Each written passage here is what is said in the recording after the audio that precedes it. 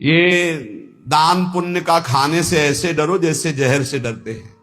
कई बार कहा है, गृहस्थों के अन्न के बड़े बड़े दांत, भजन न करोगे तो फाड़ डालेंगे आंत। सबकी भावना बनती कि हम साधु सेवा करें, होती है कि 4 रोटी हम पाते हैं तो 2 पवाएं, ऐसा होता है। ये जो अधर्म का पैसा का भंडारा पवाओगे ना संतों को, तो ये आपस में खोपड़ी फोड़ेंगे, पट्टी बांध करके घूमेंगे। जहां तिलक लगता है वहां पट्टी बंधेगी, जहां एक दूसरे के चरणों में झुकना चाहे वहां बहनी बिटिया की गाली और थप्पड़ चलेंगे। क्यों? क्योंकि तुम्हारे पैसे हैं, तुमने जैसा कमा के दिया वैसे ही दो। बकाया प्रार्थना है, जिनके कानों में शब्द पड़ रहे हो, माधुकरी पालो या जो नमक रोटी बने उससे जीवन यापन करो। ये दूसरों के द्वारा दिए हुए बहुत प्रकार के मेवा पकवान मिष्ठान अगर खाओगे तो आपस में बुद्धि आपकी द्वेष राग करेगी, लड़ाई झगड़ा करेगी, भगवत प्राप्ति नहीं कर पाएगी।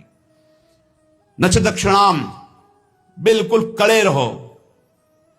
भरण पोषण करने वाली स्त्री जी हैं, यहां वही भेजेंगी जो पास करके भेजेंगी, पूछने की भी जरूरत नहीं पड़ेगी। बस कड़ा स्वभाव रखो, तनिक भी किसी से लेने की चाह ना हो। गरज होगी तो विश्वंभर स्वयं अपने आप करेगा, तभी बुद्धि शुद्ध रहेगी। उतना ही हमने देखा है महापुरुषों को भी भंडारे में पाते हुए, बहुत वीतराग परमहंसों के साथ रहे तो ऐसे लिया, उतना ही लिया जो उदर पोषण के लिए जरूरी है। 2 कचौड़ी, 2 पूड़ी, थोड़ी सब्जी, बस। महाराज ये गुलाब जामुन ना, दक्षिणा ना भाई ना, खप्पर में लिया और गंगा किनारे बैठ के पा रहे, कुछ नहीं बिगड़ा। उचित, जिस दिन उत्तम पदार्थ जो संसार में कहे जाते हैं उस दिन आपका आधा पेट होना चाहिए। लेकिन कोई कोई तो उस दिन न बाल भोग करेगा, ना पानी भी ज्यादा पिएगा, क्योंकि पेट का संध्या से बंद हो जाते हैं किसी किसी के। तो कल है ना भंडारा, तो संध्या से अब वो ही पा लेंगे। 20 लड्डू, 15 गुलाब जामुन, ये वो ठास के हैं।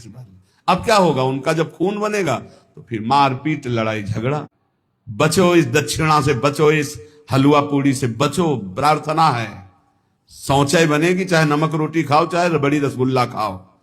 और जो खून बनेगा वो खून जो है तुम्हारी बुद्धि को भ्रष्ट कर देगा, टिकेगा नहीं शरीर में। वो ऑपरेशन, फोड़ा फुंसी, रोग इनके बन करके निकलेगा, फाड़ के निकलेगा।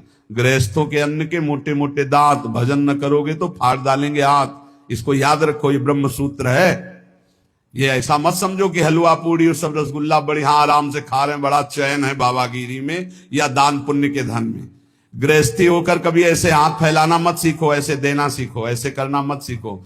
और विरक्त होकर के जितने कम से गुजारा चल जाए उतना खाओ, ये सब बहुत बचो। इसीलिए शुरू से यहां सब नियम लगा हुआ है, बाहर नहीं जाओगे, मिलोगे नहीं, कोई भंडारा नहीं, किसी निमंत्रण में नहीं जाना, बिल्कुल शांत अलग, जो प्रिया जो दे दे खाओ और भजन करो, भगवत प्राप्त हो जाओ।